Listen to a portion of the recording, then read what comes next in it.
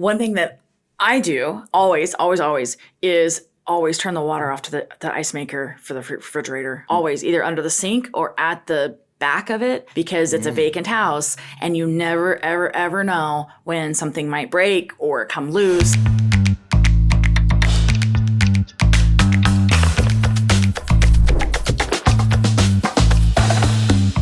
Welcome to Flipping Filthy. We're your hosts. I'm Dustin Bruce. And I'm Megan Willoughby. We want to take you on this journey where we share with you some of the craziest flip stories that we've had in the past 15 years of flipping homes. And we're going to take you through the home runs, the mistakes that we've made, and all of the crazy things that we've done while flipping houses. So let's go. Hey everybody, welcome to Flipping Filthy. I'm your host, Dustin Bruce, along with my great co-host, Megan Willoughby. Megan, hey, how are you? Good. How's it going today? I'm very busy with a lot of flips. Yeah, so you got a lot of projects going on right now. It feels really good. I like that. Yeah. I know we've got a couple kind of going on together, and that's exciting. It is. Yeah, and they're all at different stages too. So that's really cool when you get multiple projects going on and they're at different stages. You have properties that are coming on the market, properties that are on the market that you're trying to get contracts on, and then new properties, which are always, you know, what every investor in this area is looking for. It's all about the acquisition, right? Going after and getting those new properties to make sure that you just keep this wheel turning. Well, and it's important to keep it rolling in different phases too, because a contractor could only do so much at certain phases of the project. And so when we have multiple houses that we're doing work on, you know, we might be using one flooring company, and that flooring company is going to stay busy all month, but they won't be able to just do 20 houses in 1 week. And it is important that you use the contractors and subcontractors that you feel comfortable with on your projects, because they're part of your team when it comes down to it, right?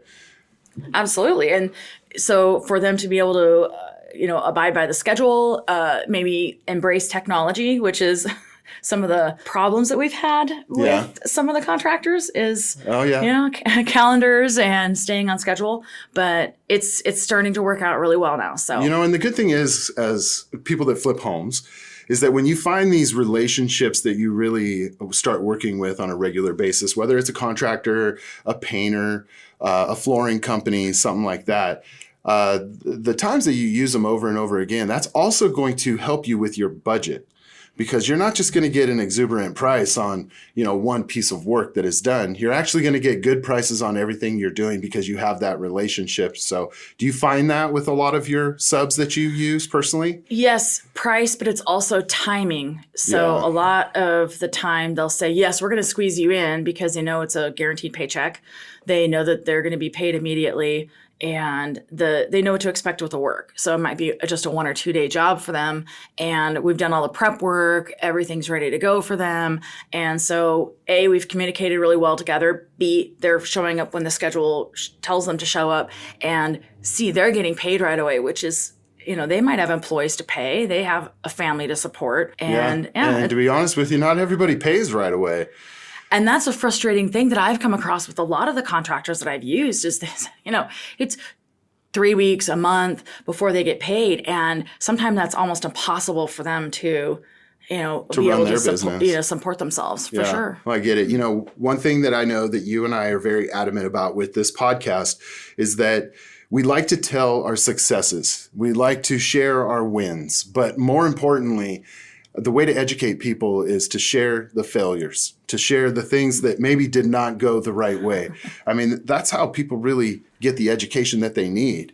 And in terms of education, you could say that maybe you and I have one of the most expensive educations out there.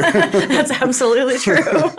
So, it's always good to share the failures, because that's what people really want to hear. How did you fail and what did you do next time that was differently? So, today, I think we're going to get into this a little bit, because while we have shared some weird stories that we've both had in the past with some of our properties, we're going to continue that today. However, what we're really going to focus on and what I really want to talk about and share with our guest on this is theft.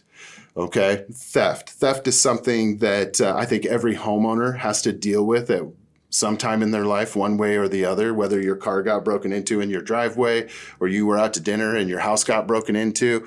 But for you and I, people that are flipping properties, we also have to deal with theft. So today we're going to get into a couple stories that we're going to share with you about theft and what has happened. Maybe some of the things that these people can look for in the future coming up if they're doing a project or they're working on something. And, hopefully what we tell them today is going to enlighten them and make them aware of some certain situations. Because you know what, with, I would say, the hundreds of homes that we have flipped, they don't always go so smooth. In fact, most of them have little hiccups and bumps and roadblocks along the way. And that's why we become such good problem solvers. Right. Right. Okay, so what's your number one house where there's theft? Craziest story or most frustrating or, man, I just didn't see that coming. Well, there is one that sticks out to me, and I've got a few, but there is, since you asked the question, there is one that really sticks out to me. This was a property that we were very excited about because this was a 10-acre horse property that had an indoor riding arena. It had a cool little pond on it, its own little pond. But the house itself was a one-story with a basement, and it was about 4,000 square feet. Wow. So because the property was 10 acres and we got it through a bank-owned sale, okay, no one had been taking care of this property for, I think it was like 2 years. And when you have a 10-acre property that no one's taking care of, it's overgrowth everywhere. So we had a lot of work to do on this property. In fact, I think the entire project really took, about 6 months. Wow. Okay. Yeah, because we had to do a lot of work to the house, but we had to do a lot of work to the riding arena, and we had to clean up the property a lot. And it really, for a 4,000 square foot house and everything we had to do, it really took about 6 months to actually, get it to completion to where we were ready to list. So the cool thing is that we got everything done. Okay. And it was completed. Right? Okay. Stagers came in, fully staged this one story with a basement, a lot of staging in this home. Okay. Professional photographers out there with their drones and, doing video and all these really cool still shots. I mean, we put a fantastic presentation together for this listing. So we get it on the market, right? This listing is live. It is dialed in. It is gorgeous. It is live. It is on the market. And one of our brokers got a call from some people that really wanted to see the property. So he went ahead and met them out at the property. And while they were at the property, everything was going really good, really good. And showed them around, upstairs, downstairs, went around the arena, went around the pond. They spent quite a bit of time there and said they were going to get back to the broker and they really liked it. They were going to look at their finances and we'll get, right back to you. So now, that was great. These people seem... I'm assuming these are the people that might have been involved with the theft. So did these people seem like normal buyers? Did they have some crazy story about how they were going to afford the house? In talking with the broker, right, after, which we haven't got to yet, but in talking with the broker, it did seem like he had a few red flags that popped up during the showing. Just about how they maybe answered some questions. As brokers, when we tour people through a vacant home, even though it's staged and we tour them through a vacant home, we still want to keep the group together. We don't want people splitting off. Husband, let's say, stays upstairs and wife decides to go downstairs or something. It gets really difficult to show that, especially a 4,000 square foot house. So it's really one of the showing techniques is we try to keep everybody together and walk them through the home together and then walk them downstairs together. And for the most part, that seems to work out, very well. However, there are instances where that does not work out very well. And this was one of them. Okay. So are you saying that they split up? So there are two in the party or two there was kids two in the party. No, okay. It was a husband and wife, two in the party, husband and wife. I should say, so to speak, right? Because we don't know, right? We don't know. But there was two in the party in the home. They did kind of split up. I know the broker was trying to bring them back, together, but it was just one of those times. What really happened here? Yeah. Okay, is the next day we got a call from the neighbor. And the neighbor was one of those guys who's like, I'll keep an eye on your property for you. I'll make sure if I see something, I'll give you a call. We like those kind of guys. Yeah, we do. And the neighbor called me and was wondering why a moving van just left. Like a box van had just left the property. And I was like, well, are you kidding me? Like, well, I don't know what. I don't know what that is. So I actually called the contractor. He had no idea what was going on or why that was there.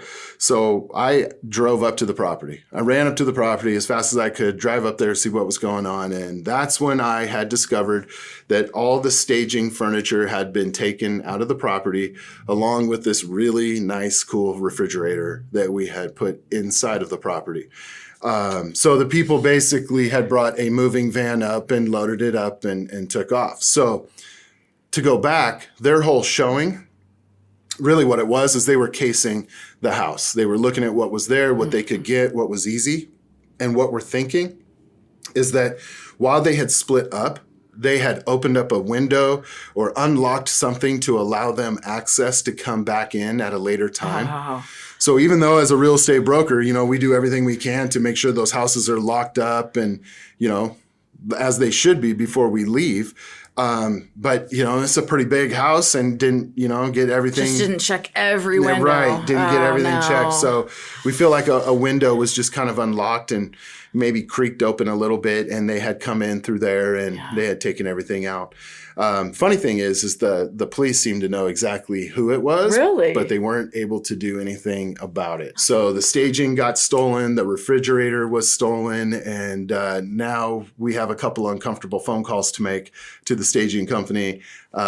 And to the people involved in the flip, because we have to go buy another $3,000 fridge or whatever it was. Wouldn't for that insurance particular cover house. that, or is that? So there's vacant home policies, right? For people who Yeah, there is vacant home policies, and I guess as a flipper, you have to ask yourself when is it big enough for you to put that claim in? Oh, sure, absolutely. On that, yeah. because how that's going to affect you going forward.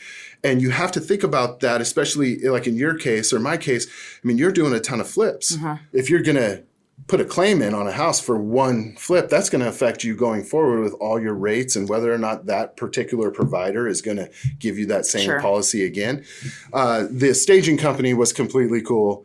In fact, they came back out and restaged the home, and maybe a little less this time, but they did kind of restage the home. So that was very nice of them. We had to get a new fridge for the place and kind of get it going. We did sell the property, but one of the things I would like to talk about on this that I think a lot of people would forget is that this particular property was 10 acres, and there was a gate down at the bottom of the driveway, and it had a chain around it with a lock on it, and the lock was like a code. Like lock. a spindle lock. Spindle lock, Okay. yeah. And I think what a lot of people forget to do in certain situations is you put the code in to unlock it, and then when you leave, you're going to lock it back up, and then you're going to hit the spindle and redo the code. Yeah. But the whole time that lock is hanging there, the code is in the lock. Unless you close it back up and do the spindle. Yes, but behind anybody you. could see if it's open, they can look and see what that code is to have opened it. Wow. Yeah, and I think I've even been, not accused, but I mean, I've made that mistake before. I don't make it anymore because we live and learn, right? And I learned from that. But when you have those spindle locks and you're meeting people at a property, or it doesn't matter who it is, you really want to hit the spindle before you just leave it hanging there. And then on your way out, you're going to have to put the code back in and relock it. And it's just a safer thing to do. Don't leave your codes laying out for anybody to see. I mean, think about all the flippers that might be listening to this right now, because most of them use just a regular contractor box on the house, right? Where the contractors or all the subs can use that to get into the key and get into the house. Yeah.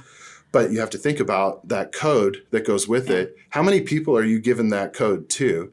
Is that the same code that you're using on multiple projects? Right. And when you put in the code to get the key and you open the door, are you switching the code, or is the code left in the box? And most of the time it's left until they lock it up and leave. Yeah. So that code's out there. We've had to change our code on a couple of properties because the contractor had an employee that went off the deep end and had taken some items from their house, their personal house, and they thought, oh gosh, we have to change the change the code now because this employee now is on a rampage. And yeah, I think it's good to change your codes because you're right. You have these great relationships with these contractors and subs, but you may not have these same relationships with their employees that work for them, and you can't control everything. So I think it's great from, even every project or from time to time to change those codes out.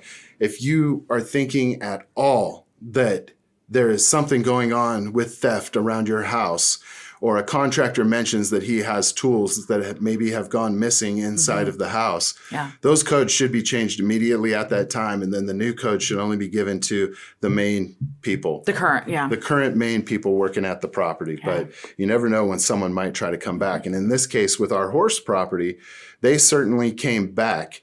And they came back at night, and they filled up that moving van with a lot of furniture. And a refrigerator. Yeah. So that's a bummer.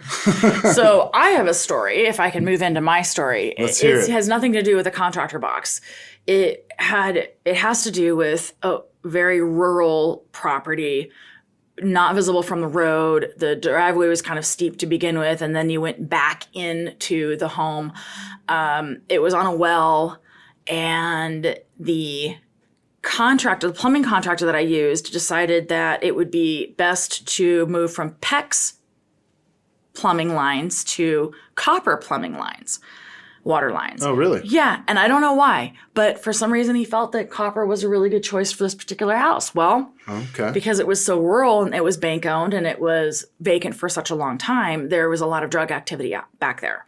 Okay. There were a lot of people who would drive up there. It was very like I said, it was very secluded. And so they would drive up and they would have parties in this house. And as we started doing work, of course, they kept their eye on what was happening. So what happened was they were able to figure out how to take the hot water tank off the side of the house. They stole the hot water tank. And then they went under the house. They clipped the lock at the crawl space, went under the house and took all the copper piping out. Oh my gosh. I realized that the hot water tank was missing when a real estate agent called and said, hey, there's a hot water tank in the listing photos, but there's not a hot water tank there now. So I thought, oh darn. So we remedy that. Okay, we're not going to put a new hot water tank in right away. We're going to wait until close to closing. I'm going to use the locking. There's Allen wrenches that have locking screws to them. Yeah. So nobody can just use a regular Allen wrench. So I bought those from a special company and installed a hot water tank. Closing happened. It was great. People moved in 2 to 3 weeks later. And when they moved in, there was no water. They're like, yeah, we haven't had water in a couple of days. Maybe the pump's not working, or maybe the well dried up, or whatever it was that they were thinking. So I sent the plumber back out there. He went out of the house and realized that all of the water lines were stolen. And of course, copper, nobody would take PEX, but copper is very valuable to people who like to buy drugs. So they clipped a lock that you had on the crawl space cover. Yes. And then went under the house and took their time and cut out all the copper piping and recycled it for money. Yes. Yeah. Yes. That's a big problem that a lot of people have actually, had in the last couple of years is the copper piping being stolen along with copper wire in houses with the electrical panels and stuff like that. So, so that's a huge bummer. Okay, so there's a theft. Let me ask you, did you even think of putting an insurance claim in for that one? No, I didn't do that because I didn't want to mess with it. Yeah. And it was hard to say if it happened after the house closed with the new buyers because they didn't move in for 2 or 3 weeks. Oh, that's true. It's hard to say that at what point that happened. Well, so the agent and I went back and forth a few times, and we ultimately agreed that we would split the cost to have the water lines reinstalled. It was only a $2,500 fee. The plumber said, look, we're just going to do it for materials and time. We're not going to charge you a premium on it. We feel really bad. And so it all worked out. The buyers, that was their first home buying experience. They had a very large family that was moving into this house, and they were limited funds. So they were a low closing cost program. And so $2,500 to them was just going to be exorbitant. Right. So it worked out, and they were very happy and very, very grateful. So the question is, when you put the water lines back in, was it copper or PEX? PEX. Oh, you did put it in PEX? Put PEX back in. Perfect. And I think the plumber, so I'd used this plumbing company before, and they'd always put PEX in, but they had a new lead for this particular project, and that's where he had decided to put the copper in. And I'm not sure if he thought, copper, I don't know what he was thinking, but he felt really bad after I called him and I said, hey, we can't do this anymore. We cannot put copper in houses, even if it's a local house, because you never know. So when they took the water lines out, let's say when they cut them out and took everything, Was there any damage down there? I mean, what about the water itself? Was the water shut off? Well, that's a good question because I believe it was shut off at the well. Okay. And it didn't leak under the house. I don't know if there was a lot of water. I didn't hear anything about what happened under the house. Now, it could have possibly just been going and going and going. It was a well, so it's not like I would have gotten a really big bill for it or anything. Yeah, but it is good that, somewhere it was shut off because you're right. It would have kept pumping and it would have kept going and it would have just filled up the crawl space, full of water, which then you're looking at your black vapor barrier. You're looking at your insulation under there. Yeah. And None of that needed to be done. So I'm pretty sure it had been turned off at the well. And just as precaution, it was getting cold. And then when they moved in, it was, here are the instructions on turning the well on, and here's the instructions on turning the breaker on. And so everything, happened for them, but they're like, we don't have any water. Well, that's good. I mean, that's awesome Yeah. that nothing actually happened to the house because there's many cases where as theft is occurring, there is issues that go on with the house. And even the story I told first about the horse property, I mean, there really wasn't a lot of direct damage to the house itself. I mean, they stole the refrigerator, they took the staging, but it's not like they decided to go around with a hammer and just put holes in the sheetrock everywhere. Or spray paint the walls. And, Right. Yeah. So I didn't have any damage. However, it does happen. And let me tell you about a time that it did happen. Okay, great. I want to hear about this. This was just a regular Rambler home we were flipping. Again, we try to get in good with the neighbors, and generally the neighbors always love you because you're taking, the pile of the house that is in the community that everybody looks at, drives by, and hates, and you're turning it into a diamond. And so they're very thankful that this home is getting attention, that this home is going to have new owners, that it's not going to look like the dump on the side of the road that it has been the last few years. So most of the time the neighbors are thrilled. So I always try to make friends with the neighbors and introduce myself, and I give them a business card, and I always let them know, hey, if you see anybody over here that shouldn't be here, or you think that, you're getting a bad vibe from something you see over here, feel free to call me anytime, and I'll come over here right away, and I'll check things out myself. Good thing that I do that because in this case, it happened. So I got a call one morning from a neighbor that was directly next door, and she was just out in the front yard with her dog and just kind of walking her dog around, but she heard a noise, and it was just a noise that she heard coming from the house. So she went and looked in the front window of the house and could see that we had water spraying everywhere in that house. Oh. Let me tell you, first of all, that this house was on the market. We had just put it on the market. It's probably the second or third day that it was on the market. So you've got brokers that are scheduling showings, that are coming in, taking a look, bringing their clients. But I didn't get a call from a broker. In this case, I got a call from the neighbor. Sure. And she's telling me, hey, it'd probably be good if you got over here right away. I'm seeing water in the house. And I'm just like, oh my God, you got to be kidding me. Okay. But hey, it's what we do, right? We solve problems when they arise. And in this case, I had a problem. So I go flying over there and I see that the water is going everywhere.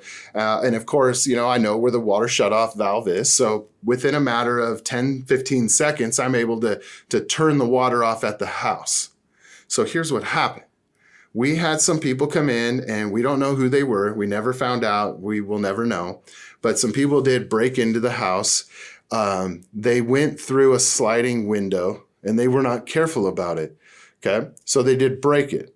So they broke the window, put their hand in, unlocked it, and then then moved it. So forceful entry. Yeah, and they came through that slider because what they were really going after and what they tried to do was take the refrigerator. And they did take the refrigerator. But you know what? It would have been very nice of them if they would have unscrewed the water line on the back of the refrigerator before they decided to just grab it and run. Because when they yanked that refrigerator out and they yanked that water line out from the wall, it caused water to just start spraying everywhere. In fact, it was spraying so hard out of the wall, out of the hose, that it was hitting another wall across the room, and it totally started taking all the paint off of this wall. And water just blasted it. Okay, so I have a question. So this is a flip. Yeah. One thing that I do always is always turn the water off to the ice maker for the refrigerator. Always, either under the sink or at the back of it.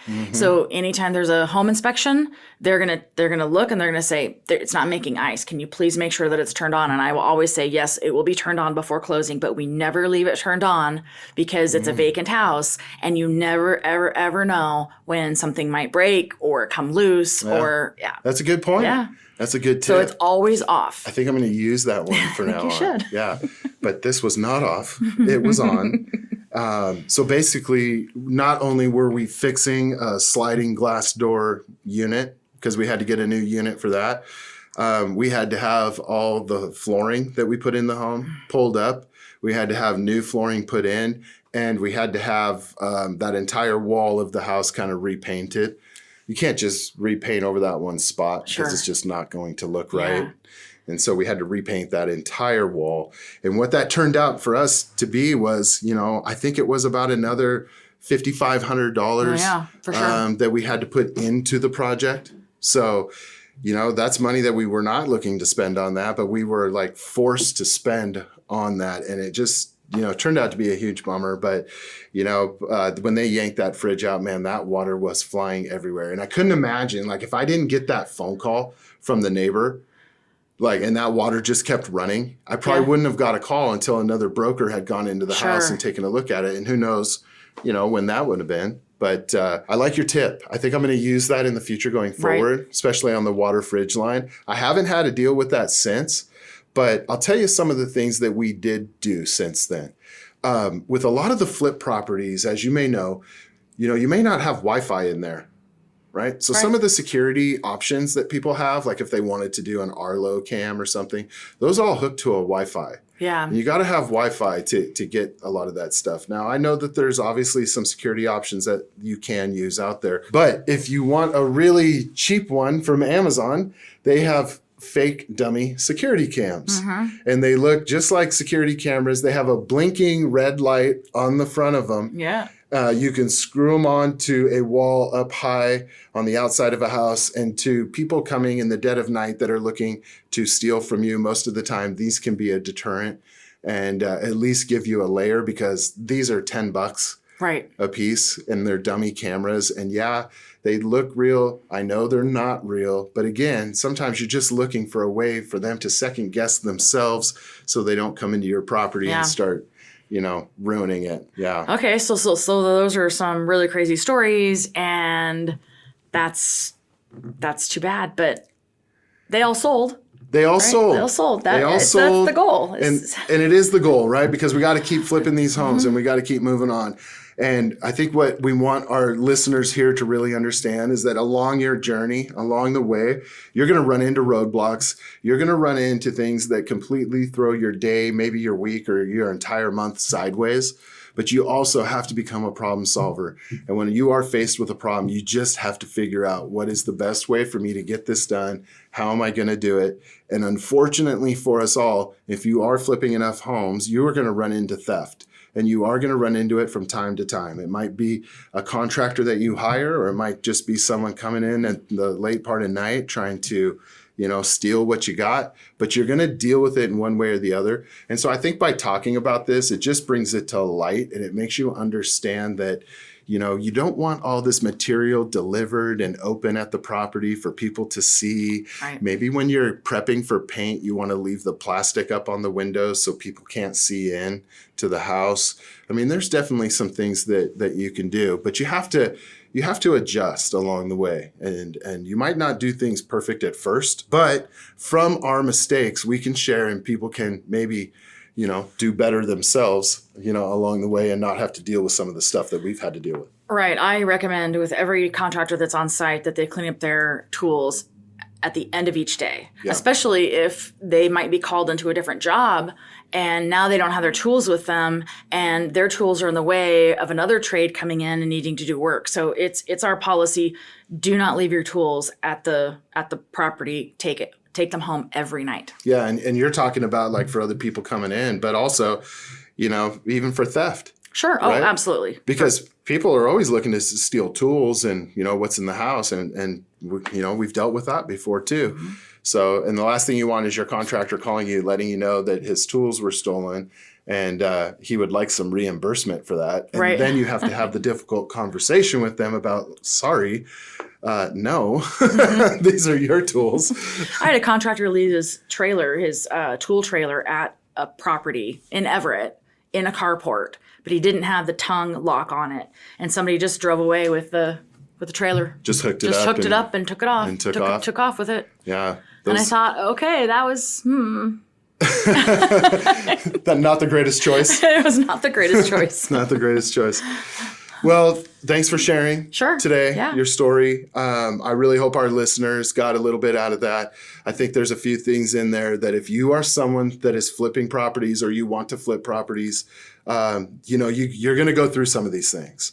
But if people like you and I can share some of our, stories about theft or unusual situations that we've been in, such as our other episodes, it could just help people out. And that's really what it's about. And that's what we're here doing at Flipping Filthy. It's not just about the wins. It's also about the losses. It's also about, the things that we have failed at, because every single one of those things has made us better and kept us going and moving forward. So I'm glad that we get to share something like theft with our listeners today. Yeah. So do you have an idea of what we're going to be talking about next time? Do you? No. I have a little bit of an idea. Do you? But Okay. I ain't sharing it right now. Darn you guys are going to have to come and Oh. listen to episode 6. And please do not forget to check us out on YouTube. You can find us on every major streaming, such as Spotify or iHeartRadio. You can find the podcast Flipping Filthy. We'd love to have you hit the subscribe button, give us a thumbs up, and tell us what you think. For Megan Willoughby and myself, Dustin Bruce, we want to say we will see you on the flip side. Thanks, everybody. Thank you.